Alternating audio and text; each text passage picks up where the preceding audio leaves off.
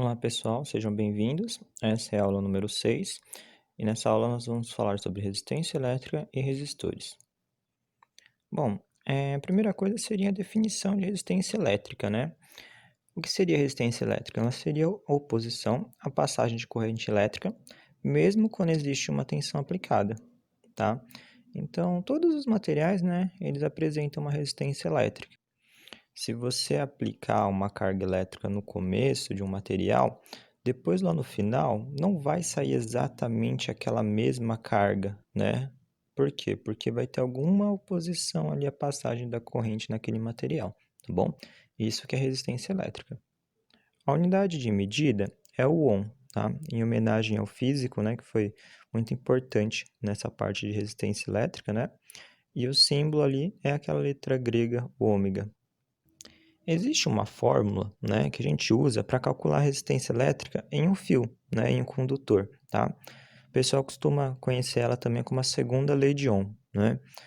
Bom, o que quer dizer essa lei, né? Ela fala assim, que a resistência, ali medida em ohms, né, ela é proporcional a uma constante, aquela ali é uma letra grega chamada ρ, né? Aquela constante depende do material, tá? Cada material tem um valor, né? Se for um cobre, um aço, um alumínio. Então, vocês têm que consultar aí no enunciado, numa tabela, o valor dessa constante, beleza? Então, você vai pegar essa constante do material e você vai multiplicar pelo comprimento do fio, tá? Então, quanto maior for essa constante, ou quanto maior for o fio, maior vai ser a resistência, beleza? Aquele L está relacionado com o comprimento do fio em metros, tá? Bom, e aí a resistência ela é inversamente proporcional à área do fio, né? Sabe ali o diâmetro, né? Então, se ali eu tenho um diâmetro maior, então os elétrons passam com mais facilidade, tá? Então, a resistência é menor, tá bom? Essa constante ρ, geralmente vocês vão encontrar ela na tabela com essa unidade de medida, né? Com ohm por milímetro quadrado por metros, tá bom? Se tiver dessa forma, aí quer dizer o quê? Que a área lá do fio está em milímetros quadrados, né? Às vezes pode estar em metros quadrados também, tá? Mas geralmente, né, a área ali do fio é em milímetros, tá? E o comprimento em metro. Bom, vamos lá dar uma olhada num exemplo, né? Um resistor de resistividade ρ tem comprimento L e área de seção transversal igual a A. Qual será o valor da nova resistência desse resistor caso seu comprimento seja duplicado e sua área seja quadruplicada? Né? Esse exercício ele é bem legal, por quê? Porque como ele não passa os valores, eu posso adotar qualquer valor, né? Eu costumo sempre utilizar nesses casos 1 para qualquer valor. Por quê? Porque fazer as contas com 1 é mais fácil, tá?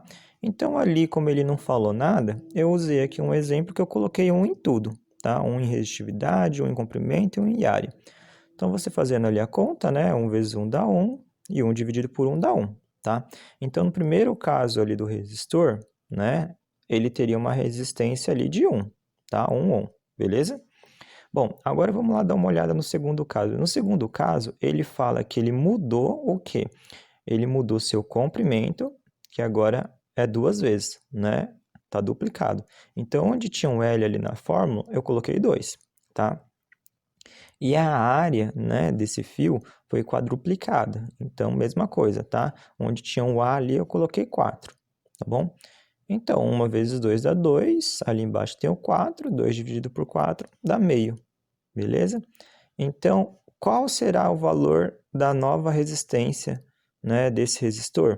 Né? Então, ela vai ser a metade, né, do valor que ela tinha, beleza? Então, eu peguei esse exemplo aqui só para vocês verem como é que funciona os cálculos. Bom, agora tem um componente que ele é muito importante, a gente usa muito ele, eu acho que vocês já devem ter até visto eles, né, que é o resistor. Né? Para que serve um resistor? É um dispositivo utilizado para controlar a tensão à corrente elétrica por meio do efeito Joule. Né? Imagina assim, por exemplo, na tomada, normalmente você vai ter lá 127 e 220 volts. E se você quiser ligar alguma coisa com 50 volts, o que você vai fazer? né, você vai pegar e vai desenvolver uma tomada nova? Provavelmente não. Né? O que você vai fazer? Você pode usar uma tomada de 110, só que você vai colocar alguns resistores, algumas coisas lá no seu componente, porque se ele funciona com 50, se você ligar ele com 110, ele vai queimar, tá? E a mesma coisa acontece com a corrente também, né? Ah, eu tenho um aparelho que ele funciona com meio ampere, só que eu tenho um carregador de celular que tem 2 ampere, né? Então, se você ligar ele direto, ele também queima, tá? Então, o que a gente faz? A gente pega e coloca alguns resistores, né? Digamos assim, para ele gastar aquela corrente, né? A função dela é essa mesmo, tá? Ela vai pegar a energia elétrica e ela vai transformar em calor, né? Através do efeito Joule, tá bom? Bom, os resistores, né, eu coloquei aqui alguns exemplos, tá? Existem outros também, mas normalmente a gente usa esses dois aí, né? Que é o fixo, né, que ele é bem pequenininho, né, e geralmente ele tem essas faixas de cores. E tem o variável, né, que a gente geralmente chama ele de potenciômetro, tá? Esse potenciômetro, vocês já podem ter visto ele, às vezes vocês não sabem que tem um potenciômetro ali, porque geralmente, né, eles colocam uma tampinha ali para não deixar, tipo, aquele metal aparecendo, tá bom? Mas é muito comum, né, para controlar volume de alguma coisa, tá? Em caixas de som geralmente sempre tem, beleza? A diferença é o que o próprio nome diz, né? Um resistor fixo, ele tem um valor, né? Por exemplo, ele tem 50 ohms, né? Agora um variável não, ele altera, ele pode ser tipo de, esse daqui ele tem de 10 a 50. Então você vai girando ele, aí você controla, né? 10, 20, 30, 40, tá bom? Bom, e a última coisa que eu queria falar com vocês sobre resistores é que vocês viram lá no outro exemplo que eles têm uma tabela de cor, né? Por que que ele tem uma tabela de cor? Porque um resistor, ele é muito pequeno, né? Então ia ser difícil a gente conseguir escrever os valores da resistência dele no resistor, tá? Eu acho que ia ser difícil escrever e ia ser difícil ver também o que estava escrito, tá bom?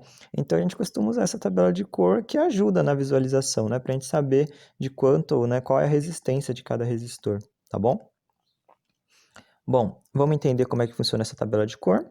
Essa tabela de cor, vocês não precisam decorar, né? Sempre vocês podem consultar, tá? Então, cada cor, né, vale um número, né? Tipo, o preto vale 0, né? O marrom vale 1, o 2 é o vermelho, o 3 é o laranja e assim vai, tá? É só vocês analisarem aqui nessa tabela, tá?